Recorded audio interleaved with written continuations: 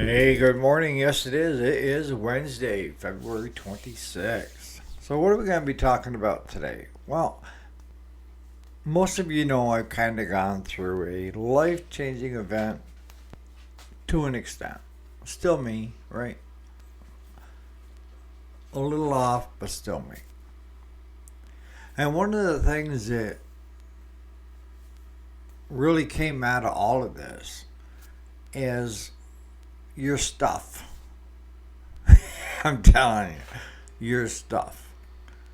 And what you want done with your stuff if you don't make it. This should be good. Stay tuned.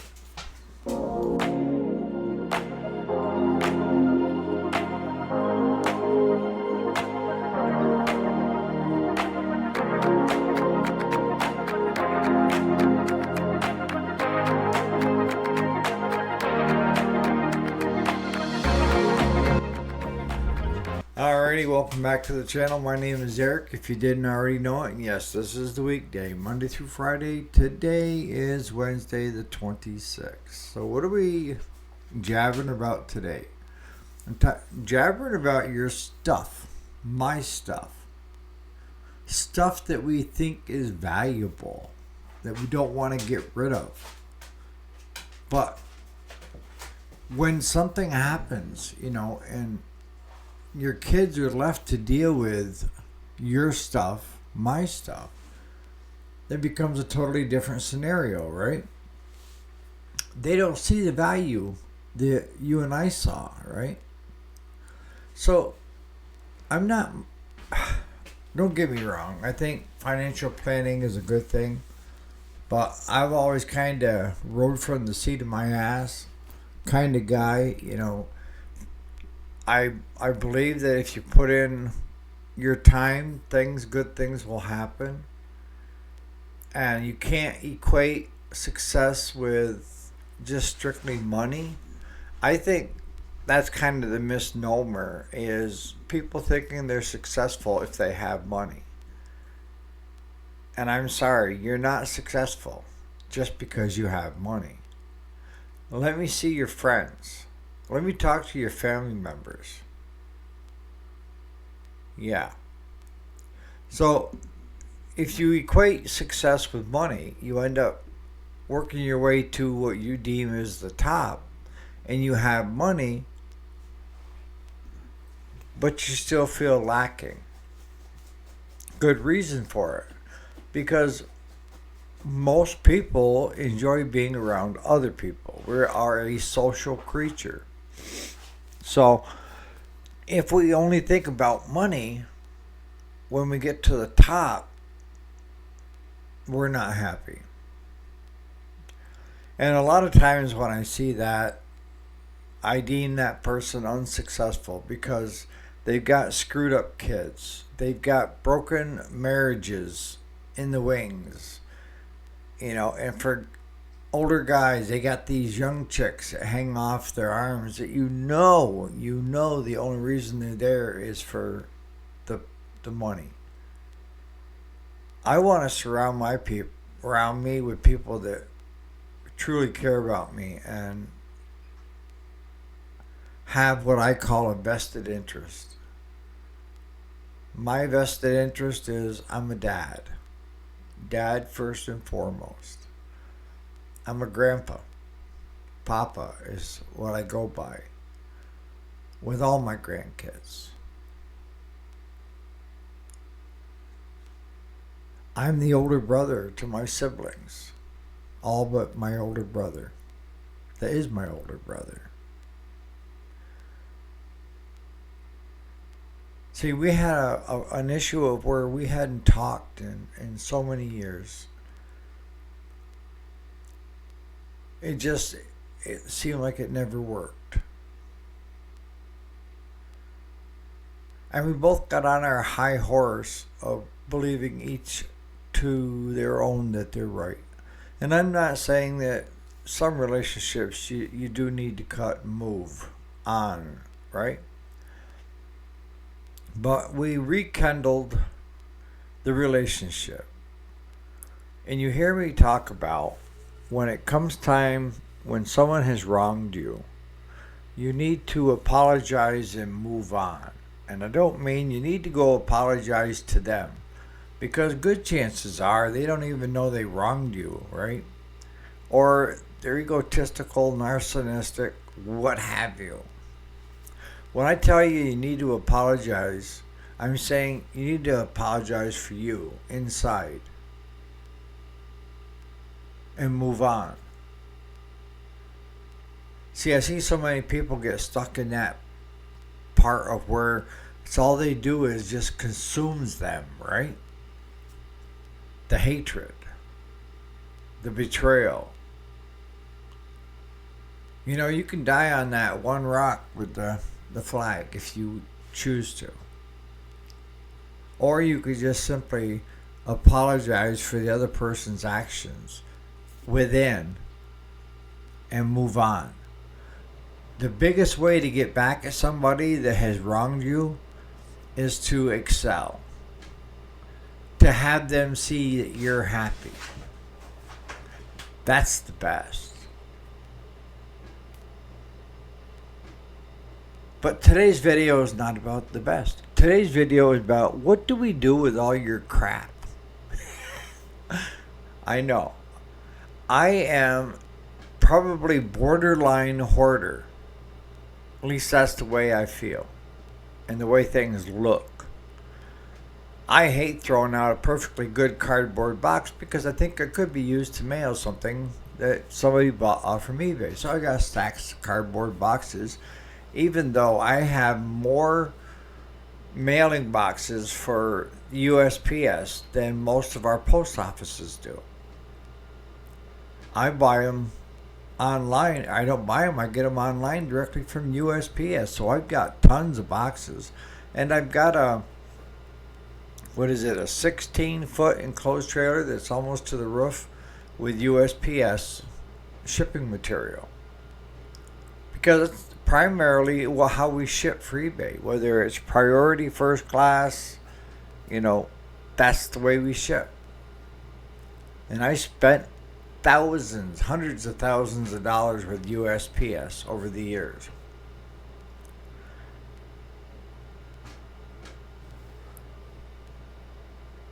But with being a semi-hoarder, okay, maybe I'm a little more than a semi-hoarder. I'm trying to get this so that it's right, so that you understand. Stuff that we have that is valuable. Our kids don't know unless you tell them. I've got a desk here in the house that my grandmother gave to me, that her grandmother gave to her. They got brought over from Scotland. And that was my grandmother's prized possession.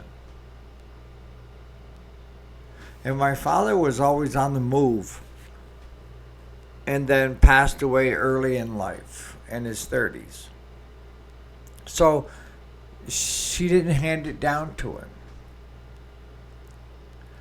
And of the 5 kids, because I have 4 siblings, her and I spent a lot of time together talking. She was making hot cocoa from scratch. It's not the cocoa package or the hot chocolate. She actually used the cocoa and then added sugar or anything else. And it was delicious with whipped cream on top. But we'd sit up till 2, 3 o'clock in the morning talking. She wanted to know everything about me, and I wanted to know everything I could about her. She was an awesome lady. I know. She was my grandmother, but she was still awesome. But one of the things she did was she asked me if I wanted this desk. And I told her, I said, why don't you sell it, Grandma, and put the money in your pocket and get something that you want? And it was, I don't have any wants or needs. Everything is taken care of. But this desk is very valuable to me. And she said not only valuable dollar and cents wise, but it's very valuable because it was brought over by our family from Scotland. And she said, "You're the only one of the bunch that I think can keep it in the family." She gave that to me when I was in my 20s.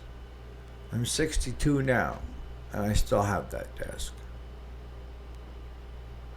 And it wasn't until recently that I explained to my daughter, because this generation that is coming through right now is the more practical generation. I call them the throwaway, but I guess you could say they're more practical because they don't invest in anything because everything is so cheaply made. You're starting to see people collect again. Glassware to trading cards to this and that, but nothing even close to when I was a kid. But I sat my daughter down and I explained the story behind the desk. And I think the last time it was appraised was like 40 years ago. And at that time, it was over 20 grand is what that desk appraised for. My grandmother, when I was in my 30s, I fell on kind of hard times there for a while. And she told me, she said, "Eric, sell it." I said, "I am not going to sell it." She said, "Sell it and do what you need to do. I don't want you to hold on to material stuff if you need the money." I said, "It's more than money. It means more than money. And it means more where it actually came from, my ancestry." So it developed this thing of, it had more value to me inside than it did the dollar and cents. And that I wanted to convey to my daughter that might be the keeper. But I'm also thinking the same thing that Graham did. Get rid of it and use the money for what you need to. But the problem is if you take that and you make it into dollars and cents, that dollars and cents go fast, right? And you still have nothing in return, and you don't have the desk.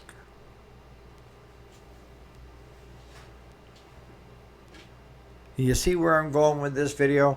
You need to sit down and talk to your kids, your adult kids, now about the values that are in your home. And thank goodness I had the wherewithals to talk to both my kids on numerous occasions before I had my heart attack of what my wishes are. See, my kids are from a prior marriage. And the home farm I owned before I got remarried. So that property is not classified as marital property. And in my will, that property goes directly to those two kids.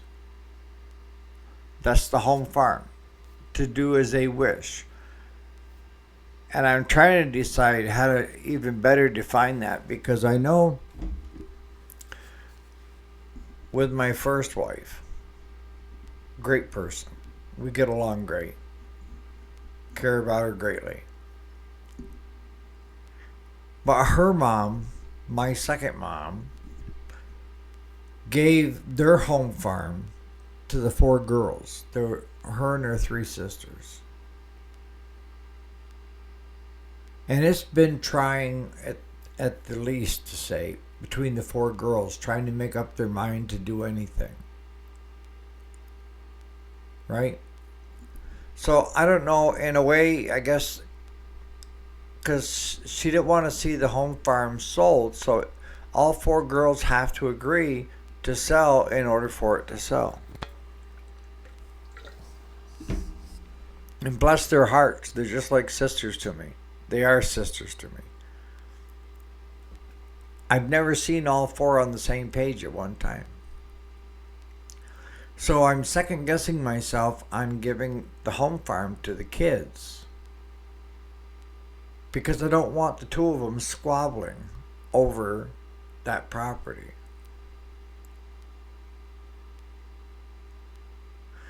I've sat my daughter down because she is the more what I call down to earth sensible one. That she has, well, I can give an example. My grandmother was a well known painter, and she loved that. Actually, her and I would sit for hours just painting portraits. I mean, she would find faces in stones and bring it out with shading of a pencil. But my ex-wife moved up into that area of where my grandmother was from, and she would go to all these flea markets and stuff like that and buy up any paintings she could find from my grandmother. And my daughter was the same way because that was their physical attraction, right? To that painting was great grandma. And I had some here on the wall at the house that I had taken down when I was moving pictures around. And my daughter spotted them. And she's like, "What are you doing with those paintings, Dad?" I said, "Well, it depends on what you mean." She said, "Well, if you ever decide to get rid of them, I want them." I said, "Here, better yet, take them. Take them if you get enjoyment from them." I grew up with all these paintings. I got my enjoyment with the actual painter sitting with hot cocoa and painting my own. Never turned out that great. That's one thing is that I just could never get the knack. I mean, I was okay, but I wasn't great like she was. But she'd sit there for hours and just stare at a blank canvas, and then off she'd go. And she would have me look at unfinished paintings and say, "What do you see?" And she was just amazed by what I got back from some of her paintings. And that I allowed her my vision to finish those paintings. And there were many works of art that she never finished that were half done. Because she never wanted to have all of them finished before her time ran out. But we're talking about your crap, my crap.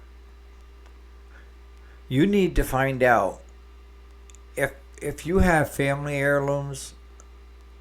I would suggest you sit down with your kids and discuss where they're from, why they're important to you, and what you would like to see done with them if something happens to you. See, I've told my daughter, because she's the one that, I mean, I have both my son and my daughter on my that my daughter is my healthcare proxy. She speaks for me when I can't speak for myself. In the event that they can't get a hold of her, my son is secondary on that list to be called, and he can make the decision. But those things need to be drawn up now, not later in life. You should have that all in place right now. Because what happens if you and your wife, or if it's just you, get into a car accident and you're in a coma and you can't speak for yourself?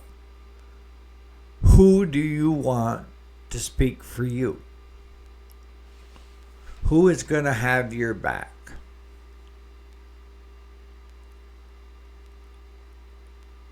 And you need to talk to that person about why they are your healthcare proxy and what your wishes are. Is it do not resuscitate? Well, you need to have that written out prior to. My daughter, as far as I'm concerned, made the ultimate call, perfect call, that I don't know if I could have made in the same situation. And I'm forever grateful that she did, and I'm still here. But here's the thing, is you need to start, as you get older, you need to start decluttering. Honestly. You know, Claude went from a mobile home to a camper. He got rid of 3/4 of his stuff. He doesn't want clutter all through, and it has the size of his living space is 1/3 of what he had before. So he had to decide what was more important to keep and then what to let go. But he's got a daughter that is a semi-hoarder that takes everything and doesn't get rid of it. But he's decided to start giving, he has for years, start giving away his stuff to the people that he wants them to have if something happens to him, and doing it now instead of waiting. And I think that's great in a way, especially if it's family heirlooms and they're going to continue on in the family. But here's my thing, is if they've got value, financial value, I look at them as assets.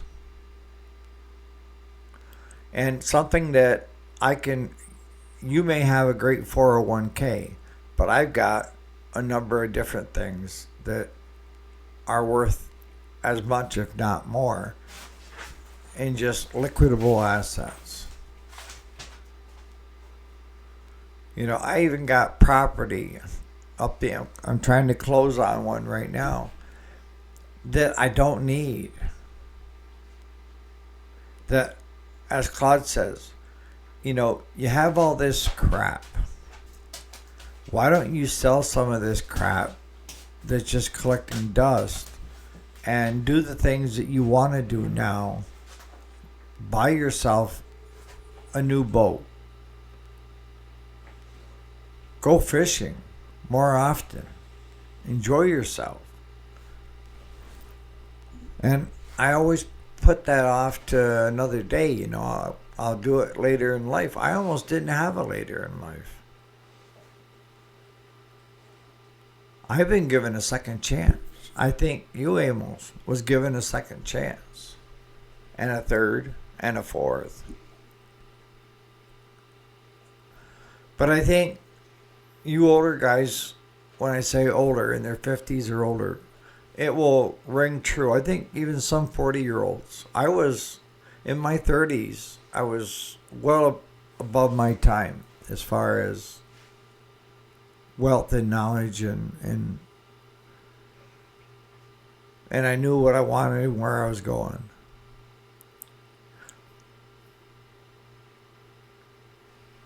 But examples of what I'm saying is like your business. Your kids don't want your business unless you happen to have a son or a daughter that's working with you at your business. But my two kids have got their own thing, their own jobs, their own lives. They do not want the business. And it was brought up, Dad, what do you want to do with the business if something happens to you? Have an auction. Hire a local auctioneer that, here's the name, hire him. He will come in and he will liquidate everything out of this building. Then sell the building and the land around it. The building and the land around it is up for sale right now. If it sells, then I got to move all that crap out of that 2,500 square foot area somewhere else.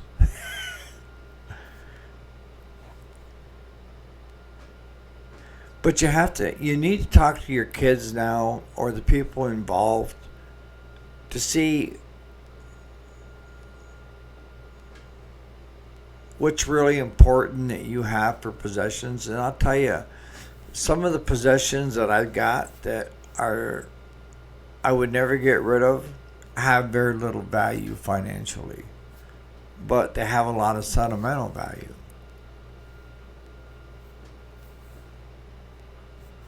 But with having my recent health issues, I started going through stuff as I get time. When I come home from work at night, I work at it.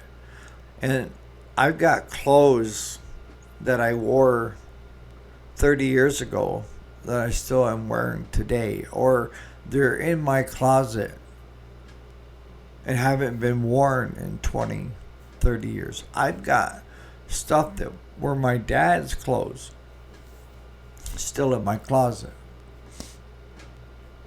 Strange, huh?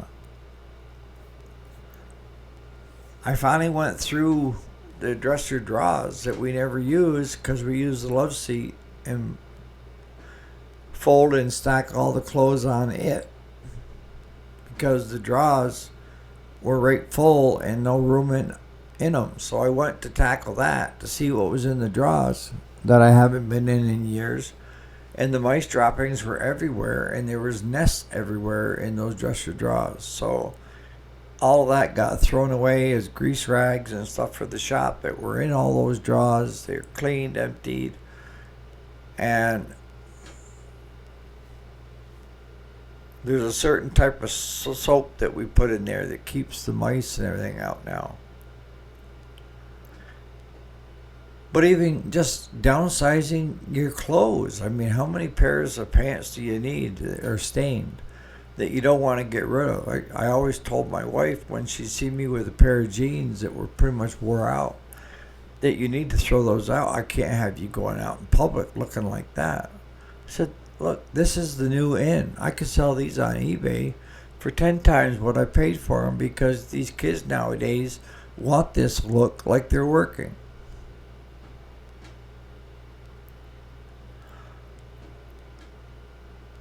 But no, you need to start downsizing as you get older. And you need to start looking at, even if you have a property that has steps or stairs in the house, as we get older, it gets more unmanageable to try to climb those. So thank goodness that I live in basically a double wide, and it has just 2 steps into the house. I had, I think, 6 when I first bought it, and then I backfilled dirt in front of it so that it only requires 2 steps. Get rid of the stuff that has value that doesn't have the sentimental value anymore. You know, just keeping it around is stuff. You might better cash it in and go on a trip, go on a cruise. Buy that boat. Whatever it is that you've been putting off until retirement. I watched a video on where a guy was saying that most people plan for their later years in retirement, and they don't do the things when they can do them, and they wait too long to the point of where they physically can't do them. Where they were farther ahead had they used the money up front and enjoyed it when they could, and then had the money dwindle down as they got older. Put in the comments what you think, and maybe what you're doing. Maybe you, Amos, because I know that you're older. Jason, Travis, Randy, Ed. You know, what are you guys doing? Are you downsizing yet? Are you cashing in stuff that you don't use anymore? I'm curious to know. On that note, you guys have a great day, and we'll catch you right here bright and early tomorrow morning.